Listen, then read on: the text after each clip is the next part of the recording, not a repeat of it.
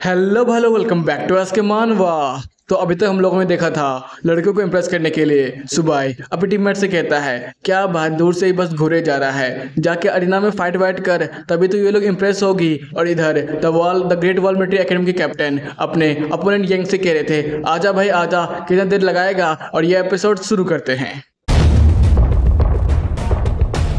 Episode की starting में हम लोग देखते हैं ये अटैक करते हुए कहता है ठीक है अब मैं अभी होल्ड बैक नहीं करने वाला हूँ और अपना स्पेशल टेक्निक का इस्तेमाल करूंगा। इधर अरीना की तरफ कुछ लोग आपस में बात कर रहे थे, अरे यार ये लोग तो डायमंड रैंक के वॉरियर है ना, इनकी लड़ाई देखने में तो कमाल की है, मैं तो साफ साफ इन्हें लड़ता हुआ देख भी नहीं पा रहा हूँ।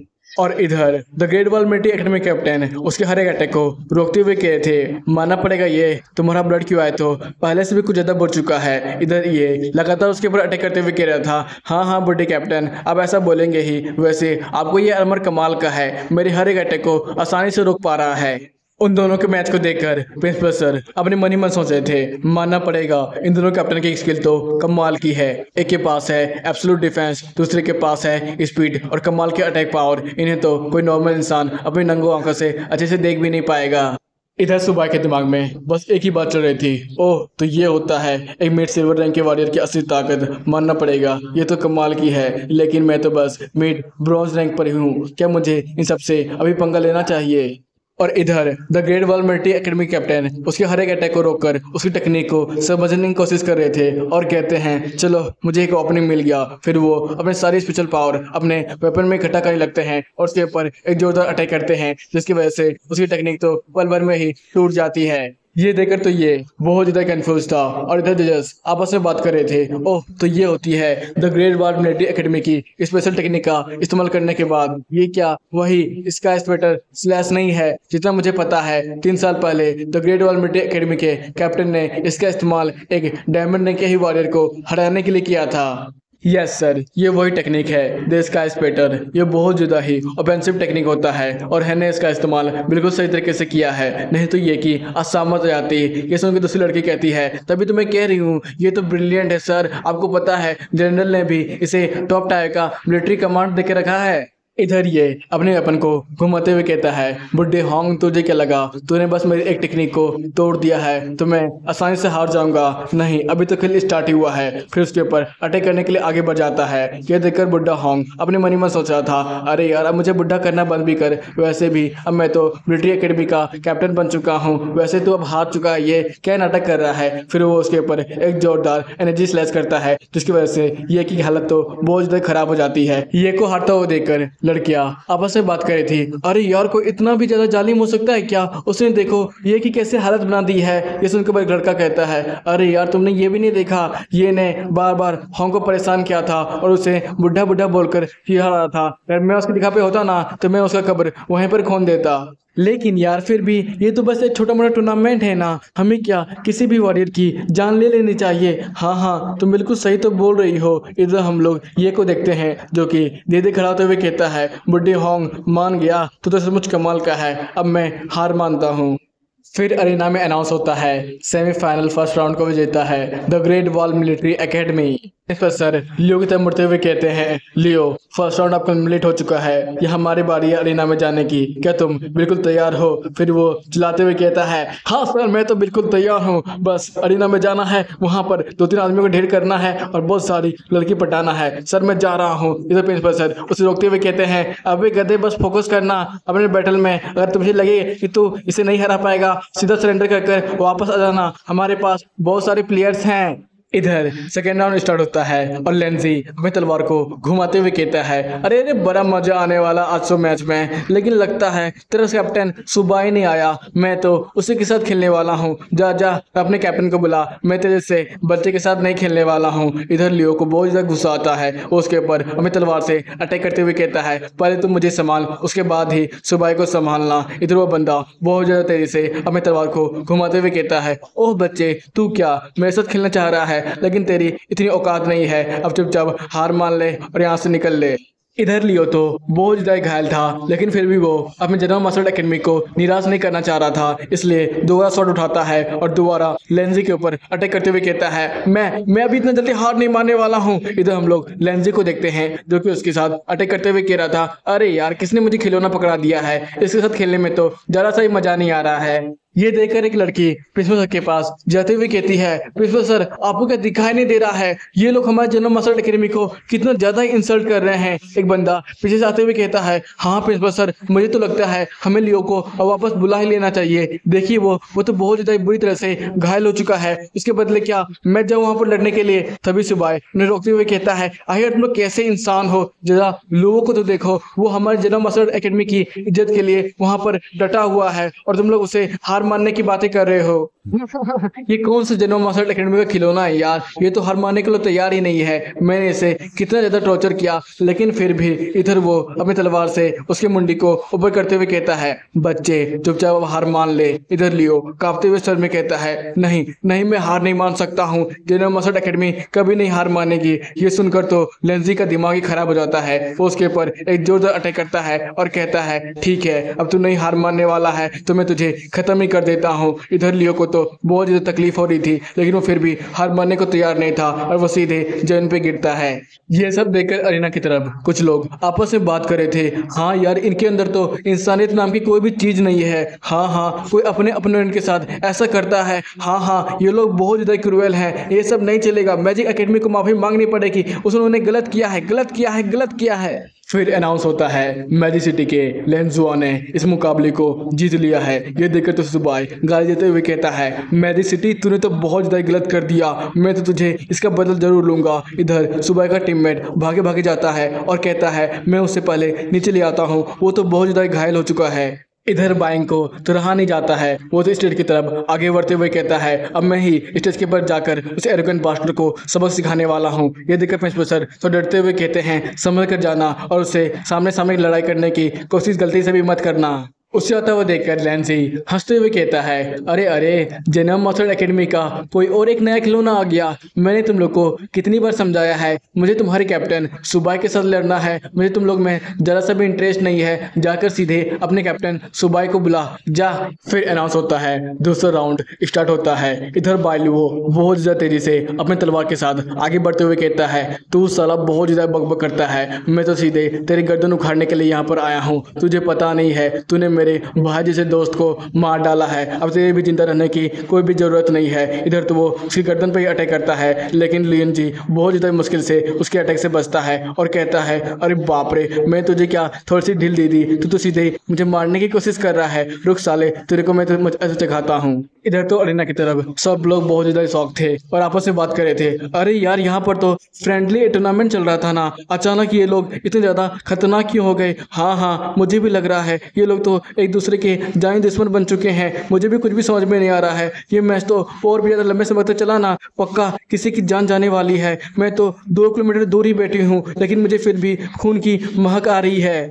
इधर लेंजी बाइलो से कह रहा था, बच्चे तो सचमुच क्या मरना चाह रहा है, अगर ये मैच थोड़े और लंबे समय तक चला ना तो पक्का यहाँ पर मरने वाला है। फिर बाइलो हंसते हुए कहता है, ना ना मैं कहा, मैं तो यहाँ पर तेरी ही जान लेने के लिए आया हूँ। फिर लेंजी उसको उस अटैक से भी डॉट करते हुए कहता है, बच्चे तू है भी छोटा सा, लेकिन बातें तो बड़ी बड़ी फेंक रहा है, रुक तेरे को बताता हूँ। फिर वो उसकी तलवार को पूरी तरह से जाम करते हुए कहता है, मानना पड़ेगा तू है तो कमाल का, लेकिन बस एक लो रैंक का रैंक का वारियर। अगर तू हमारी यूनिवर्सिटी में होता तब तो कमाल का होता, लेकिन जनरल मार्शल आर्ट एकेडमी जो कि कचड़ी है उसके सामने तो पक्का हारने वाला था। इधर तो बाइलुओ बहुत ज्यादा घायल था और बड़ी मुश्किल से अपनी तलवार को हिला पा रहा था और कह रहा था, तो कुछ भूल गया लगता है, हमारी जनरल मार्शल एकेडमी कभी भी हार नहीं मानती है। फिर वो अपनी छाती पर सीधे तलवार घुसा लेता है। ये नजारा देखकर तो मुझे भी कुछ पल के लिए गूज़बम्प आ गए थे। इधर तो लेंजी को कुछ भी समझ में नहीं आया था, वो तो उस बंदे पर चिल्लाते हुए कह रहा था, अबे साले तू कोई पागल उगल है क्या, तूने अपनी तलवार को अपने सीने में भोंककर बस मुझे थोड़ा सा घायल करने की कोशिश की। इधर तो बाइली वो मुस्कुराते हुए कह रहा था, हाँ, बस थोड़ा सा घायल, ये तो तुझे मारने के लिए काफी होगा मेरे लिए। वैसे भी तूने मेरे भाई जैसे दोस्त को मारा है, उसी से ज्यादा तुझे मैं पक्का दूंगा। फिर वो धीरे धीरे कर अपनी तलवार को घुमाने लगता है। ये देखकर तो लेंजे की फट जाती है। वो तो चिल्लाते हुए कहता है, अबे भाई रुक जा, मुझे मत मार, मैं हार मान लूंगा, प्लीज भाई रुक जा। फिर वो चिल्लाते हुए कहता है, प्रिंसिपल सर मुझे बचाइए। फिर हम लोग मैजिक एकेडमी के प्रोफेसर को देखते हैं, जो कि इसकी तलवार को रोकते हुए कहता है, आखिरकार तुम लोग यहाँ पर करने की क्या सोच रहे हो? कहीं तुम लोग मेरे वारियर को मारना तो नहीं चाहते हो? मैं इस टूर्नामेंट को ड्रॉ करता हूँ। ये देखकर तो सब लोग बहुत ज़्यादा चौंके हुए थे और अनाउंस भी होता है मैजिक सिटी ने इस मैच को ड्रॉ कर दिया है। इधर हमारे स्कूल के भी प्रिंसिपल दौड़े दौड़े आते हैं और कहते हैं, आखिरकार मैजिक सिटी ने ये लगा के क्या रखा है? इसका एक वारियर पूरी स्टेज में हमारे जेनो मास्टर एकेडमी को ह्यूमिलेट करता है और हमारी एकेडमी के एक बच्चे को मार भी देता है। जब इसकी मरने की बारी आए तब इसने बचाओ बचाओ चिल्लाकर भरी सभा में अपने प्रिंसिपल सर को बुला लिया। इधर मैजिक एकेडमी के प्रिंसिपल बहुत ज़्यादा ही कोर्ट स्वर में कहते हैं, बुढ़े वोंग, लगता है अब तो बहुत ज़्यादा ही बुढ़ा हो गया है, जिसकी वजह से अब तुझे कुछ भी समझ में नहीं आने लगा है। तुझे पता नहीं हम लोग 4 बड़े बड़े एकेडमी में से एक आते हैं और कहाँ बची जेनो मास्टर एकेडमी, एक छोटी मोटी एकेडमी, वो हमें टक्कर देगी तो हमारे बच्चे ऐसे ही ना गुस्सा दिखाएंगे अपना। ये सुनकर प्रिंसिपल सर चिल्लाते हुए कहते हैं, ये तुम क्या बकवास कर रहे हो? क्या तुम्हारे मैजिक एकेडमी के बस बच्चे ही बहुत ज़्यादा कीमती होते हैं? हमारे बच्चे क्या दूसरे की जान की कोई भी कीमत नहीं है तुम्हारे लिए? इधर मैजिक एकेडमी के प्रिंसिपल वहाँ से निकलते हुए कहते हैं, हाँ, तुम्हारे साथ बातें करना बस बकवास है मेरे लिए। तुझे जो भी साबित करना है यहाँ पर स्टेज में आके कर। यह सुनकर प्रिंसिपल सर को इतना ज़्यादा ही गुस्सा आता है और वो चिल्लाते हुए कहते हैं, सुबह कहाँ पर हो तुम? जल्दी से स्टेज पर आओ और इस सालों को इतना ज़्यादा मारो कि इनके 4 जनरेशन भी हमारे जेनो मास्टर एकेडमी को टच करने के लिए डरे, समझ गए ना? यह सुनकर सुबह स्टेज पे आते हुए कहता है, हाँ प्रिंसिपल सर, आप उसकी चिंता मत कीजिए, मैं सालों को ऐसे सबक सिखाऊंगा कि उनके 100 जनरेशन भी मेरा नाम सुनकर डरेंगे। इधर प्रिंसिपल सर बाइलियो को स्टेज पर बिठाते हुए कह रहे थे, बाइलियो तुम चिंता मत करो, हमारे जेनो मास्टर एकेडमी तुम्हारा हर तरीके से ध्यान रखेगी। इधर वो लड़की आते हुए कहती है, हाँ मैं तुम्हारी लड़ाई को भी देखा, तुमने सचमुच हमारा नाम रोशन कर दिया, तुम तो सचमुच कमाल के हो और तुम आराम से आराम करो, हमारा सुबह उनसे हर एक तरीके से अपना बदला निकाल लेगा। इधर तो मैजिक सिटी का कैप्टन हंसते हुए कह रहा था, प्रिंसिपल सर आप बस मुझे एक बार जाने का मौका दे दीजिए, मैं इस फूले हुए बैलून का एक ही बार में हवा निकाल दूंगा। वैसे ये साला देखने में थोड़ा ताकतवर तो लग रहा है। इधर प्रिंसिपल सर डांटते हुए कहते हैं, नहीं हमें किसी को भी कम नहीं आंकना चाहिए स्टार्टिंग से। इधर सुबह अरीना में आते हुए कहता है, मैं जेनो मास्टर एकेडमी का एक वॉरियर सुबह ये चैलेंज करता हूँ पूरे मैजिक सिटी को, अगर वो लोग मुझे नहीं हरा पाए तो उन्हें जेनो मास्टर एकेडमी के लिए पूरी भरी सभा में माफ़ी मांगनी पड़ेगी। क्या वो लोग मेरे चैलेंज को मंजूरी देते हैं या फिर इसी तरह दुम दुबाए चूहों की तरह बिल में छुपे रहेंगे? यह सुनकर तो स्टेडियम की पूरी पब्लिक पागल हो जाती है और चिल्लाते हुए कहती है, सचमुच सुबह तो कमाल का है। हाँ उन्हें पक्का माफ़ी मांगनी चाहिए, पूरे स्टेडियम में आकर माफ़ी मांगनी चाहिए। पूरी जेनो मास्टर एकेडमी से उन्होंने गलत किया है, हमारे वॉरियर को मारा है, सचमुच उन्हें पक्का माफ़ी मांगनी चाहिए। इधर लड़की चिल्लाते हुए कह रही थी, सुबह उन्हें अच्छे से सबक सिखाना, मैं गिनूंगी तुम उन्हें कितना मारते हो। इधर एक बंदा बहुत ज़्यादा एक्साइटेड था और वो तो फिल्म बना रहा था और कह रहा था, मैं तो लाइव स्ट्रीम भी स्टार्ट कर दिया हूँ, मुझे तो देखना है कि सचमुच मैजिक सिटी पूरी जेनो मास्टर एकेडमी के साथ माफ़ी मांगने की। मुझे नहीं लगता है ऐसा मैजिक सिटी कभी भी करने वाले है, क्योंकि जेनो मास्टर एकेडमी तो छोटी मोटी एकेडमी है और मैजिक सिटी तो पूरे 4 बड़े बड़े एकेडमी में से एक आती है, वो भला इनसे क्यों ही माफ़ी मांगेगी? यह सुनकर मैजिक एकेडमी का कैप्टन अपने मनी मन सोच रहा था, क्या जेनो मास्टर एकेडमी के साथ माफ़ी? समझ भी नहीं हो, ये लोग तो छोटे मोटे एकेडमी हैं, क्या ये लोग माफ़ी डिजर्व भी करते हैं? इधर हाउ आगे बढ़ते हुए कह रहा था, क्या कैप्टन आप इन सब के साथ लड़ेंगे? मैं जा रहा हूँ स्टेज में और इन सबको एक ही बार में सबक सिखा दूंगा और दिखा भी दूंगा उनकी जगह कहाँ पर और हमारी जगह कहाँ पर है। ये सुनकर तो प्रिंसिपल सर बहुत ज़्यादा खुश होते हैं और कहते हैं, हाँ होंग कूद जा और उन सबको अच्छे से सबक सिखा। इधर सुबह होंग को अरीना में आता हुआ देखकर कहता है, ओह तो तू आया है मैजिक सिटी की तरफ से हमारी जेनो मास्टर एकेडमी से माफ़ी मांगने के लिए?